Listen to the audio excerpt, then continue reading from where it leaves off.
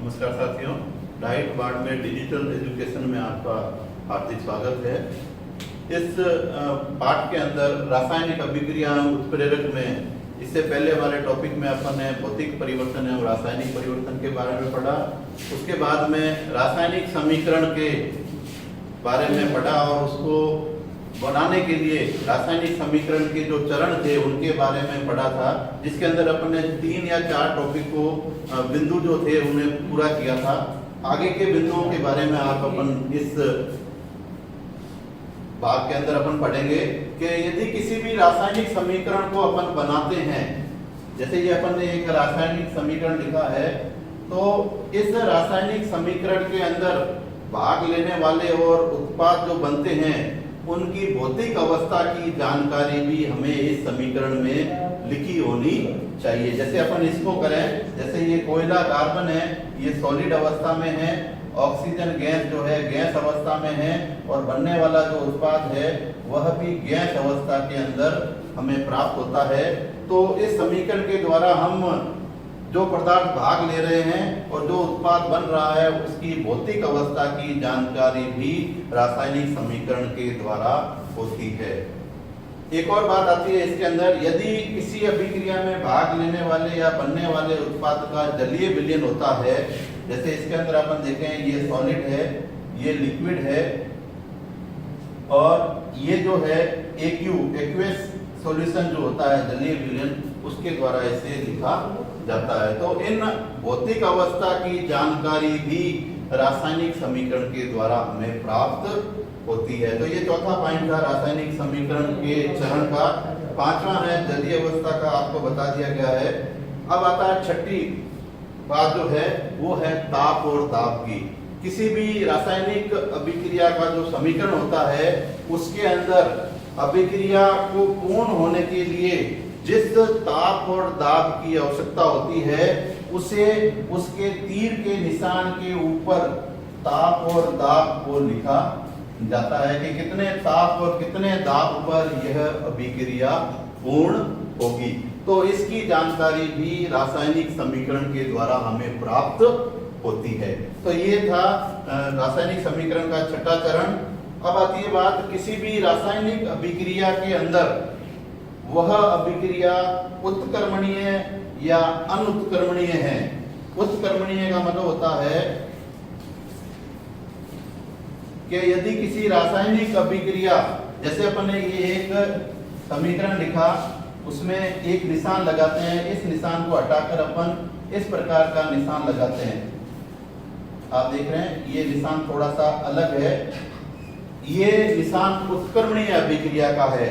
यदि किसी पदार्थ की अभिक्रिया जब अपन देखते हैं कि नाइट्रोजन गैस और हाइड्रोजन गैस को विशेष ताप और दाब पर जब अपन क्रिया करवाते हैं तो अमोनिया गैस बनती है, लेकिन अमोनिया गैस को भी विशेष ताप और दाब के द्वारा पुनः नाइट्रोजन गैस और हाइड्रोजन गैस में बदला जा सकता है। तो इस प्रकार की अभिक्रिया उत्क्रमणीय अभिक्रिया कहलाती है और इसे इस निशान के द्वारा प्रदर्शित किया जाता है। ये निशान जो है उत्क्रमणीयता का है। इसके बाद में आता है ऊष्माक्षेपी और ऊष्माशोषी अभिक्रियाएं। कुछ अभिक्रियाएं ऐसी होती है जिसकी अभिक्रिया पूर्ण होने पर ऊष्मा उत्पन्न होती है। अभिक्रिया के पूर्ण होने पर ऊष्मा उत्पन्न होती है, उसे ऊष्माक्षेपी अभिक्रियाएं कहते हैं। और कुछ अभिक्रियाएं ऐसी होती है जिसको पूर्ण करने में ऊष्मा की आवश्यकता होती है, तो ऐसी अभिक्रियाएं ऊष्माशोषी अभिक्रियाएं कहलाती है। तो उसे इसके द्वारा जो है प्रदर्शित किया जाता है। आप देखो इस समीकरण में आप देख रहे हैं कि यहाँ प्लस करके कितनी ऊष्मा जो है उत्पन्न हुई है उसकी जानकारी दी गई है, और माइनस के द्वारा बताया गया है कि इस अभिक्रिया को पूर्ण होने के लिए इतनी ऊष्मा की आवश्यकता होगी। तो ये ऊष्माक्षेपी अभिक्रिया है और यह ऊष्माशोषी अभिक्रिया है। इसके बाद में रासायनिक समीकरण का एक अंतिम चरण आता है उत्प्रेरक का। किसी भी अभिक्रिया को पूर्ण होने के लिए यदि कोई उत्प्रेरक काम में लिया गया है तो उस उत्प्रेरक को भी जो है इस तीर के निशान के ऊपर लिखा जाता है, उस उत्प्रेरक का नाम लिखा जाता है जो उस अभिक्रिया को पूर्ण होने में सहायक होता है। तो इस प्रकार अपन देखते हैं कि ये रासायनिक अभिक्रिया के मुख्य चरण है। अब आता है कि रासायनिक समीकरण के गुण। अभिक्रिया के अगर गुण की बात करें कि इससे हमें क्या क्या पता लगता है, तो इसको वापस अपन एक बार शुरू करते हैं कि इसके गुण क्या हैं। कि अभिक्रिया में भाग लेने वाले पदार्थों का और बनने वाले उत्पादों के द्रव्यमान की जानकारी हमें इस समीकरण के द्वारा होती है। कोई भी पदार्थ किस अवस्था में है, उस अवस्था की जानकारी हमें इस रासायनिक समीकरण के द्वारा प्राप्त होती है। वह अभिक्रिया कितने ताप और दाब पर पूर्ण होती है, उसकी जानकारी हमें इस समीकरण के द्वारा होती है। अभिक्रिया ऊष्माक्षेपी है या ऊष्माशोषी है, उसकी जानकारी भी हमें इस रासायनिक समीकरण के द्वारा प्राप्त होती है।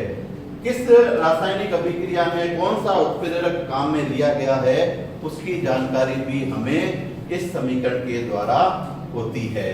तो ये इसके गुण कहलाते हैं। लेकिन इस रासायनिक अभिक्रिया की कुछ सीमाएं भी हैं जो इसके द्वारा हमें प्राप्त नहीं होती, जिनकी जानकारी हमें इससे प्राप्त नहीं होती। पहला है, कोई भी अभिक्रिया कितने समय में पूर्ण होगी, इसकी जानकारी हमें इस रासायनिक समीकरण के द्वारा प्राप्त नहीं होती है। और दूसरा है कि कोई भी रासायनिक अभिक्रिया में पदार्थ की सांद्रता क्या है, उसकी जानकारी हमें इस रासायनिक समीकरण के द्वारा प्राप्त नहीं होती। तो ये दो सीमाएं हैं जिसके द्वारा जो है इसकी जानकारी हमें रासायनिक समीकरण के द्वारा प्राप्त नहीं होती। तो अपन ने इस टॉपिक के अंदर रासायनिक समीकरण के बारे में, उसके चरण के बारे में तथा उसके लाभ और उसकी सीमाओं के बारे में पढ़ा। धन्यवाद साथियों।